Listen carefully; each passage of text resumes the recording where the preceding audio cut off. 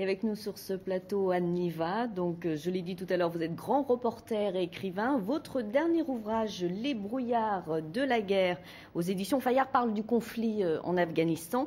Vous êtes l'auteur aussi de Islamistes, comment ils nous voient, aux mêmes éditions Fayard.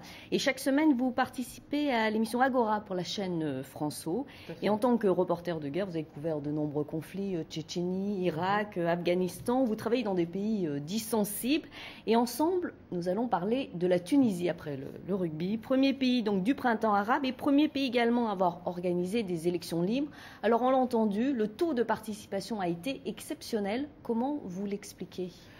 Je crois que c'est vraiment la première conclusion à tirer de ce qui s'est passé ces derniers jours en Tunisie, c'est-à-dire voilà un pays qui, malgré tout, est capable, après cette révolution populaire, c'est pas facile les révolutions populaires, voyons ce qui se passe en Libye, voyons ce qui se passe au Yémen, voyons ce qui se passe en Syrie, a réussi à faire avancer le processus démocratique et a voulu ces élections.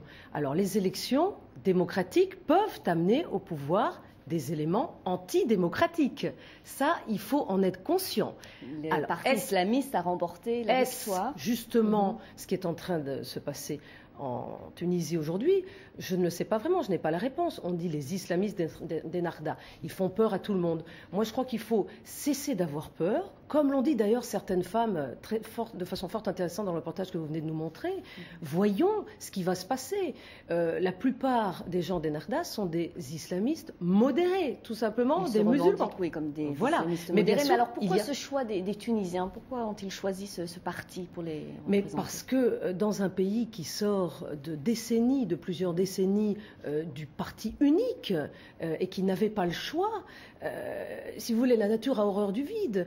Ennahda était un parti qui était interdit, les gens étaient en prison, de Ben Ali, absolument. Donc, ils occupaient le terrain de façon, j'allais dire, silencieuse, sous le manteau. Alors aujourd'hui, ces gens-là, évidemment, ils ont eu le temps de se préparer. Et puis, ils ont travaillé au niveau social. Ils étaient partout. C'était la seule, justement, mouvance politique qui était présente partout, qui était organisée. Donc, ça n'est pas tout à fait étonnant. Tout le monde s'y attendait, d'ailleurs. Donc, on l'a entendu, ces femmes s'inquiètent pour leurs droits, leur liberté. Certaines femmes, qu'en pensez-vous? Est-ce qu'il peut y avoir un retour en arrière? Écoutez, je ne le sais pas. En tout cas, eux-mêmes le disent, les leaders d'Ennahda, ils disent qu'il n'y aura pas de retour en arrière. Donc, croyons-les, jugeons-les sur leurs actes. Ils sont en train d'arriver au pouvoir. Il ne faut pas, moi, ce qui me gêne, c'est cet amalgame constant que nous faisons, nous, ici, en Occident, sur musulmans égale islamistes, sous-entendu égale terroristes. Hein, on en est presque là. Donc là, on a un parti qui est arrivé au pouvoir de toute façon tout à fait légale. Il faut le saluer. Je voudrais simplement rappeler qu'en 1992, lorsqu'il y a eu des élections en Algérie et que ces élections étaient en train de porter au pouvoir le fils, un parti islamiste, elles ont été annulées et il s'est ensuivi une guerre civile qui a fait entre 100 000 et 200 000 morts. Donc, est-ce que c'est ça dont on a envie en Tunisie aujourd'hui? Non, bien sûr. On a envie de continuer à voir ce pays se développer. C'est ce qui est en train de se passer. On va parler un petit peu aussi de la Libye. Alors, les nouvelles autorités ont annoncé que le futur État libyen reposerait sur la charia. Vous pensez que c'est possible en Tunisie? Non, je pense que c'est très différent, la Libye et la Tunisie. Mais en même temps, il est clair que les populations tunisiennes et libyennes ont une identité qu'on ne doit pas leur enlever, qui est naturelle, qui est en rapport avec l'islam. Alors c'est à eux, c'est à leurs représentants de leur pays d'essayer de définir la relation entre le pouvoir et la religion. Ça se fera sans doute différemment en Tunisie et en Libye. En premier lieu à cause de l'histoire de la Tunisie. La Libye, ceux qui sont en train d'arriver au pouvoir aujourd'hui, suite à cette guerre, ils ont déjà déclaré que la charia serait en vigueur. C'est-à-dire que justement, il y a une espèce de retour en arrière. Mais en Libye, rien n'est clair aujourd'hui. Rien n'est clair par rapport à la Tunisie. En Tunisie, il y a eu des élections. Tout se déroule de façon, disons, plus pacifique.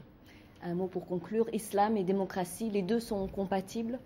Moi, je suis absolument contre le fait de dire que ça n'est pas compatible. Et je crois qu'il faut arrêter de penser, nous en Occident, c'est assez facile de dire regardez ce qui se passe. Eh bien non, justement, ce qui se passe, ce sont des révolutions, des mouvements populaires de fond, des lames de fond qui essayent de changer pacifiquement les choses. Et on va voir, ne volons pas leur révolution, ni aux Tunisiens, ni aux Libyens, ni à personne. Merci beaucoup Anne Niva d'être venue sur le plateau de 7 jours sur la planète pour votre analyse sur la Tunisie. Alors je rappelle que vous êtes grand reporter écrivain, que le titre de votre dernier ouvrage, Les brouillards de la guerre, sont parus aux éditions Fayard. Merci beaucoup.